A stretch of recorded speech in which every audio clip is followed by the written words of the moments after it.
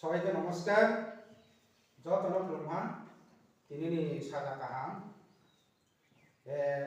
পয়লানো আম তিনি চিনি যে প্রেস মিট ফাইয়ে উপস্থিত ফেনাই মিডিয়া চ্যানেল প্রথম আম খাপাখা সময় আজকে সর্বপ্রথম আমাদের এই প্রেস মিটে যে উপস্থিত ছিলেন সকল মিডিয়াকে আমি অভিনন্দন জানাচ্ছি। তাই আজকে আমাদের এখানে লং ট্রাইবেলি ভিত্তিক সাব ডিভিশনাল ভিত্তিক তথা মন্ডল কিংবা রিজনাল ভিত্তিক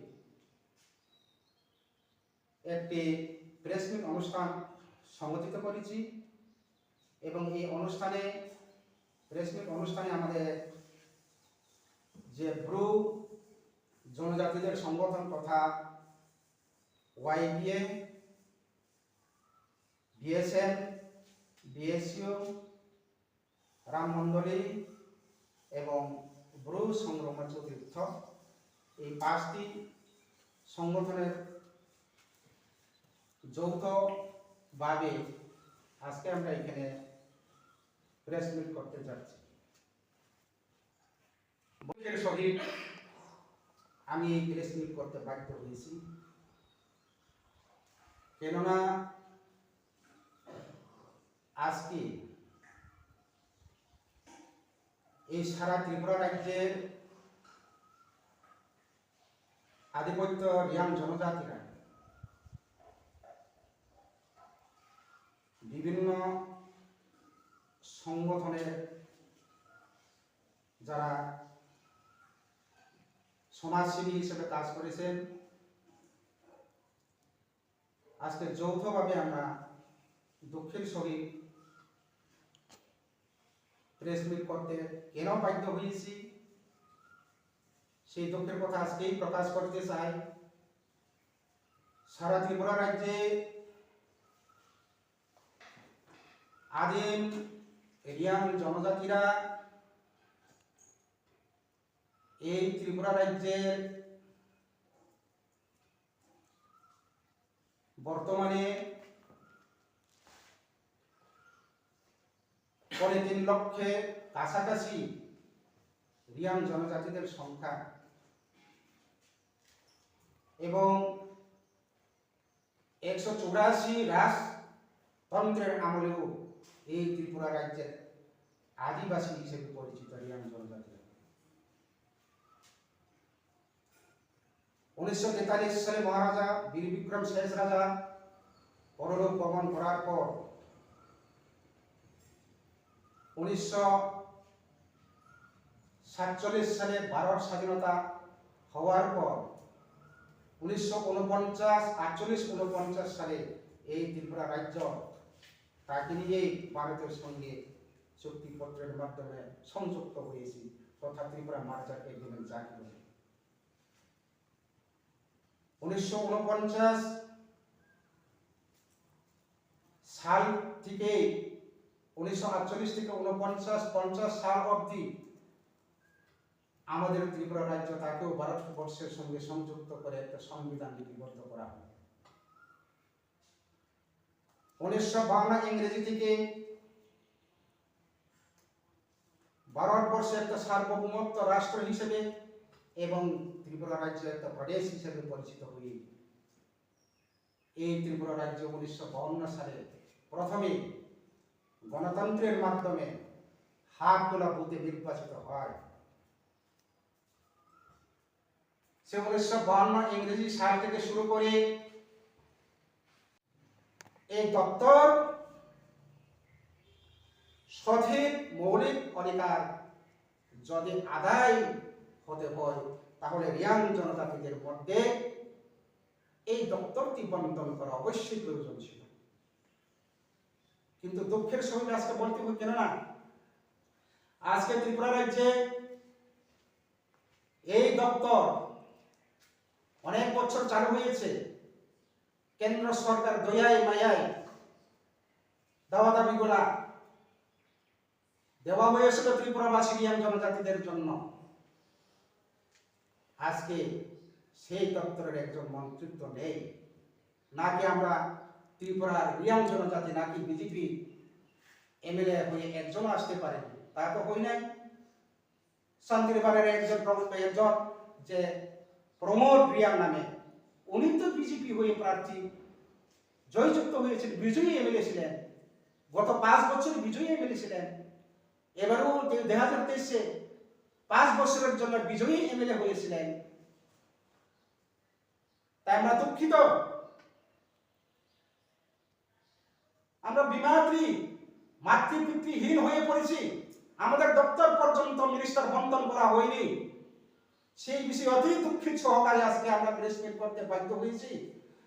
আমরা মানব জাতির অংশে মানব জন্মকুলে জন্ম নিয়েছি এবং ওই ত্রিপুরার আদিবাসী হিসাবে প্রথম আধিপত্য হিসাবে আমাদের পরিচিত।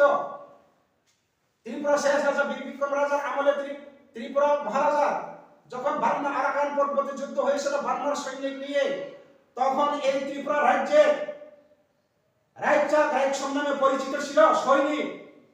সেই রাজা সেই সেনাপতিদের নিয়ে বার্মাকে পরাজিত করে এই জনগোষ্ঠী হয়ে আজকে এই অপমানিত। আর সহ্য করা যাবে না।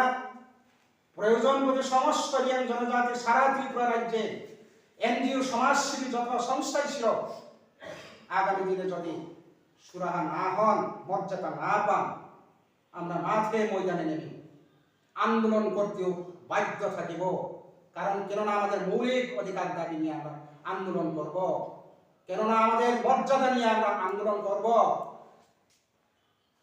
এই ভারতবর্ষে নয়, বিশ্বের সমস্ত দিক দিয়ে, বিশ্বের যে কোনো প্রান্তে, যে কোনো রাষ্ট্রে, যে কোনো সম্প্রদায়ে মর্যাদা ছিল, মর্যাদা আছে। ভারতবর্ষের অন্তর্ভুক্ত এই ত্রিপুরা রাজ্যের আজকে রিয়াং জনজাতিরা কেন আজকে অসম্মানিত, আজকে কেন বঞ্চিত, মৌলিক অধিকার থেকে কেন বঞ্চিত, গণতন্ত্রের রাষ্ট্রের উপর দাঁড়িয়ে গণতন্ত্রের মধ্যে আমরা কেন অপমানিত, সেটা আমরা জবাব চাই। আমরা জবাব চাই। আমরা কি অন্যায় করেছি, আমরা কি অপরাধ করেছি? পরে 3 লক্ষ কাছাকাছি সারা ত্রিপুরা রাজ্যে রিয়াং জনজাতিরা আমরা কি অপরাধ করেছি ত্রিপুরা সরকারের কাছে এবং ভারত সরকারের কাছে? আমরা কি অন্যায় করেছি, কি অপরাধ করেছি?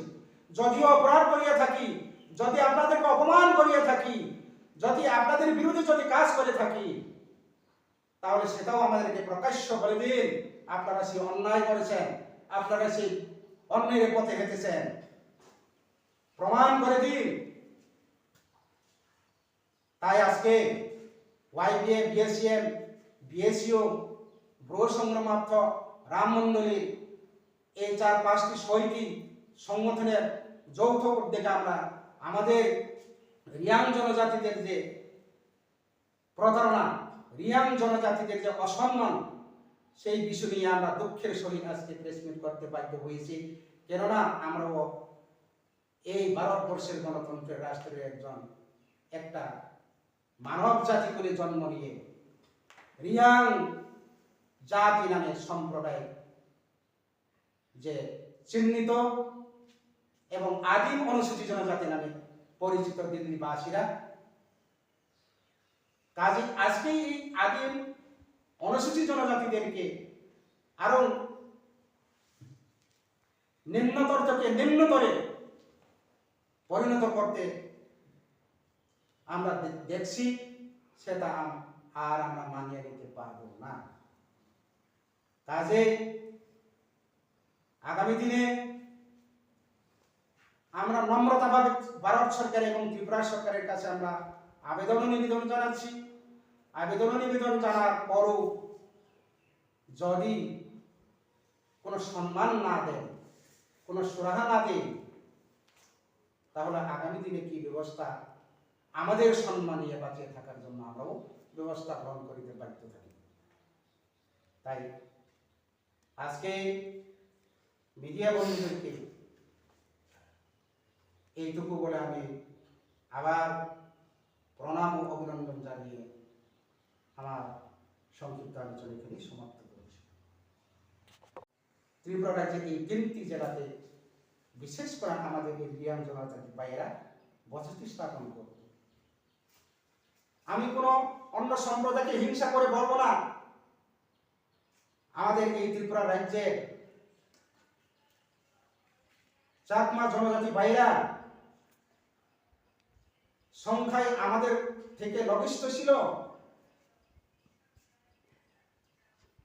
আমাদের তুলনায় ওনাদের সংখ্যা কম ছিল, তা সত্ত্বেও ভারত সরকার তথা বিজেপি সরকার এই ত্রিপুরা রাজ্যে প্রচার দল 49 সামনো রায়নাবিলি তিনটা জায়গায় ভারতীয় জনতা পার্টি প্রার্থীর লড়াইয়ের জন্য ওনাদেরকে 3 জনের টিকিট দেওয়া হতো। আজকে তাদের তুলনায় আমাদের এই রিয়াং জনজাতিরা দ্বিতীয় বৃহত্তম জনগোষ্ঠী ছিল, সেই জায়গাতে আজকে কেন দুইটা জায়গায় টিকিট দেওয়া হয়েছিল।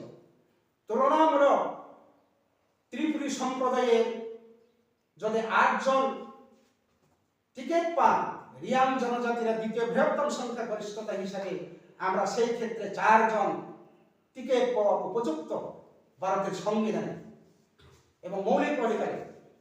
আজকে দেখা যায় মাত্র উত্তর ত্রিপুরা, দক্ষিণ ত্রিপুরা। রিয়াং জনজাতি ভাইয়েরা কি অন্যায় করেছি? কাজে আপনাদের কাছে আমরা আবেদন করি,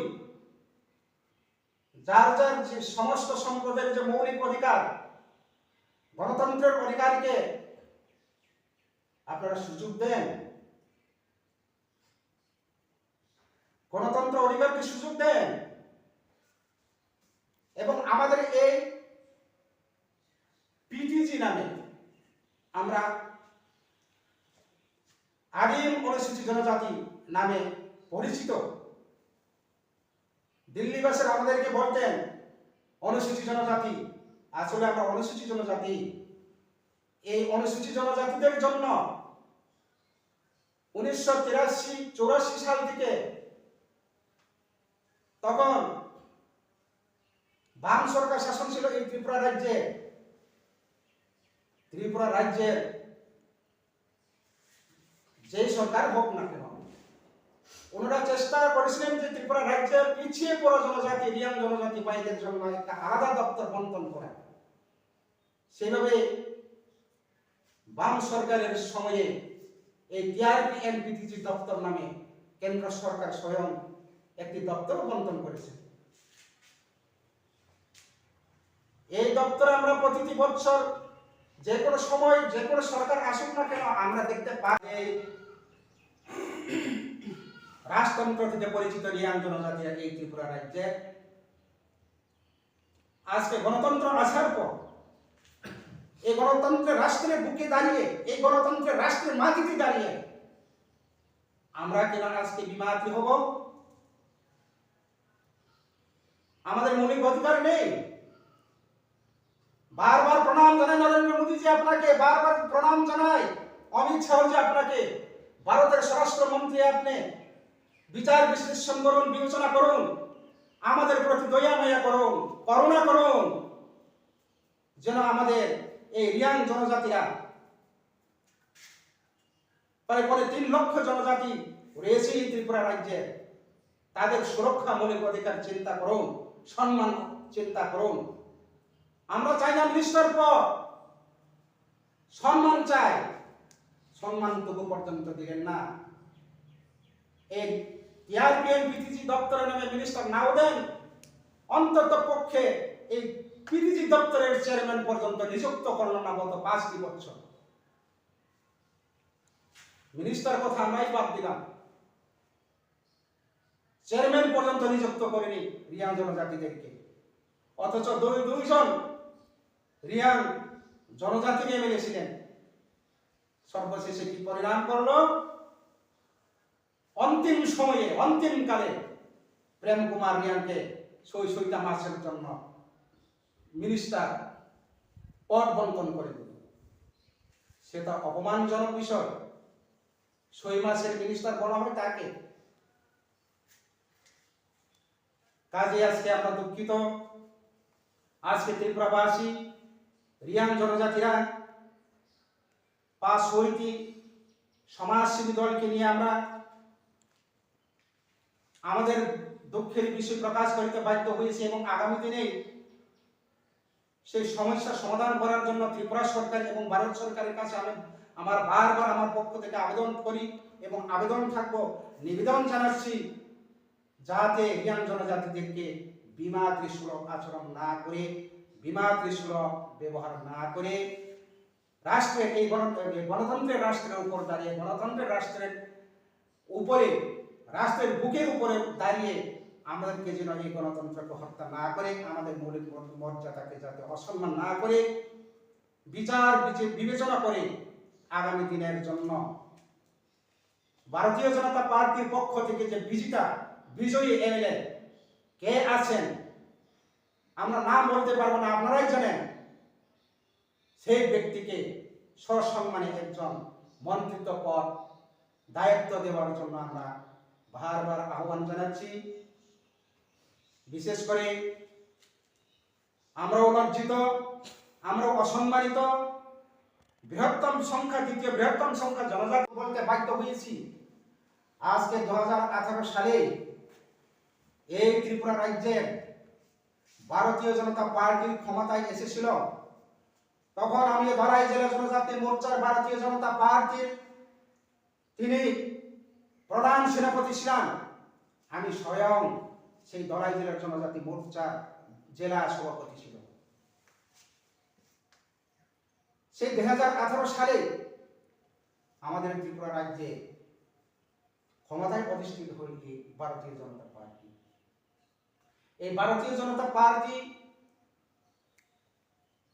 2018 সালে ক্ষমতায় আসার পর আমরা রিয়াং জনজাতিরা এত আশা আকাঙ্ক্ষা ছিলাম, আমাদের আশা আকাঙ্ক্ষা পূর্ণ হবে বলে, কিন্তু দেখা যাচ্ছে আমাদেরকে বিমাতৃসুলভ আচরণ করেছে, বিমাতৃসুলভ ব্যবহার করেছে। প্রেম কুমার রিয়াং 60 নম্বর আসন থেকে কাঞ্চনপুরে এবং শান্তির বাজারের যে প্রমোদ রিয়াং ভারতীয় জনতা পার্টির টিকিট নিয়ে তিনি বিজয়ী এমএলএ ছিলেন। সেই প্রেম কুমার রিয়াং ওনাদের অ্যালায়েন্স পার্টনার I-15 পার্টির পক্ষ থেকে তিনি বিজয়ী ছিলেন। আজ হচ্ছে কাল হচ্ছে বলতে বলতে আমরা দেখা যাচ্ছি যে 5টা বছর পরিপূর্ণ হয়ে যাচ্ছে ত্রিপুরা সরকার, বিজেপি সরকার, কিন্তু আজকের পর্যন্ত আমরা 2018 সাল পেরিয়ে দেখলাম রিয়াং জনজাতিদের মধ্যে একজন মন্ত্রিত্ব পদ দেওয়া হয়নি। আজকে সেই দুঃখে আমরা বলতে বাধ্য হই, ত্রিপুরা রাজ্যের 19 দফা জনজাতির মধ্যে দ্বিতীয় বৃহত্তম সংখ্যা জনজাতি। আজকে সেই 32 বছর কংগ্রেস আমলে রিয়াং জনজাতিদের মিনিস্টার ছিল, আজকে 25 বছর লাগাতার কমিউনিস্ট শাসনের সরকার সময়েও তিনি রিয়াং জনজাতিদের মধ্যে, এমনকি এমপি পার্লামেন্ট মেম্বার, এমনকি তিনি দপ্তরের মিনিস্টার ছিল। আজকে সেই রিয়াং জনজাতিরা মাতৃবৃত্তিহীন হয়ে অসহায় অবস্থায় পড়ে রয়েছে। আমরা কি অন্যায় করেছি?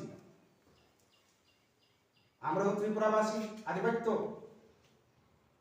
কাজে আমরা ভারত সরকার তথা কেন্দ্র সরকার এবং ত্রিপুরা সরকারের কাছে আমরা আবেদন জানাই, আমাদের যে মৌলিক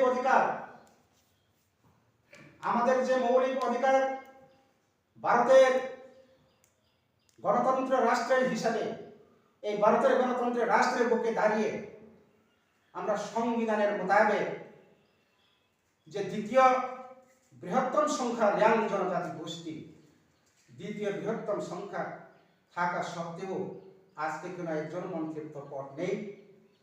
এমনকি সারা ত্রিপুরা রাজ্যের আমরা ত্রিপুরার ইতিহাসে বুঝতে পারি, ত্রিপুরার ইতিহাসে উত্তর ত্রিপুরায় ধলাই